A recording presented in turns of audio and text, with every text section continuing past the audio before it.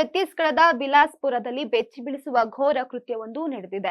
ಅನೈತಿಕ ಸಂಬಂಧದ ಶಂಕೆಯಲ್ಲಿ ಗಾಢ ನಿದ್ದೆಯಲ್ಲಿದ್ದ ಪತಿಯ ಮೇಲೆ ಪತ್ನಿಯ ಕತ್ತಿಯಿಂದ ಭೀಕರವಾಗಿ ದಾಳಿ ನಡೆಸಿದ್ದಾಳೆ. ಆತನ ಖಾಸಗಿ ಅಂಗವನ್ನೇ ಕತ್ತರಿಸಿ ಹಾಕಿದ್ದಾಳೆ. ರಾಜೇಶ್ ಕೌಶಿಕ್ ಎಂಬ ವ್ಯಕ್ತಿಯ ಈ ದುರ್ದೈವಿ. ರಾಜೇಶ್ ಮತ್ತು ಆತನ ಪತ್ನಿ ದ್ರೌಪದಿ ಬಾಯಿ ನಡುವೆ ದೀರ್ಘಕಾಲದಿಂದ ಜಗಳ ನಡೀತಾ ಇತ್ತು. ಪತಿಗೆ ಬೇರೆ ಮಹಿಳೆಯ ಜೊತೆ ಅನೈತಿಕ ಸಂಬಂಧ ಇದೆ ಅನ್ನೋದು ಪತ್ನಿಯ ಅನುಮಾನವಾಗಿತ್ತು. ಘಟನೆ ನಡೆದ ರಾತ್ರಿ ಕೂಡ ಇಬ್ಬರು ಒಟ್ಟಿಗೆ ಊಟ ಮಾಡಿ ಮಲಗಿದ್ರು. ಪತಿ ಗಾಢ ನಿದ್ದೆಯಲ್ಲಿದ್ದಾಗ ಕತ್ತಿಯಿಂದ ಆತನ ಖಾಸಗಿ ಭಾಗವನ್ನ ಕತ್ತರಿಸಿ ಹಾಕಿದ್ದಾಳೆ ಈ ಕಿರಾತಕಿ. ತೀವ್ರ ರಕ್ತಸ್ರಾವದ ನಡುವೆ ರಾಜೇಶ್ ಕಿರುಚುತ್ತಾ ಹೊರಗೆ ಓಡಿ ಬಂದಿದ್ದಾರೆ. ತಂದೆಯ ಕಿರುಚಾಟ ಕೇಳಿ ಎಚ್ಚರಗೊಂಡ ಅಪ್ರಾಪ್ತ ಮಗ ತಕ್ಷಣ ಸಂಬಂಧಿಕರಿಗೆ ತಿಳಿಸಿದ್ದಾನೆ. ಕುಟುಂಬಸ್ಥರು ರಾಜೇಶ್ ಮತ್ತು ಆತನ ಕತ್ತರಿಸಿದ ದೇಹದ ಭಾಗವನ್ನ ಹಿಡಿದುಕೊಂಡು ಸ್ಥಳೀಯ ಸಿಮ್ಸ್ ಆಸ್ಪತ್ರೆಗೆ ಧಾವಿಸಿದ್ದಾರೆ.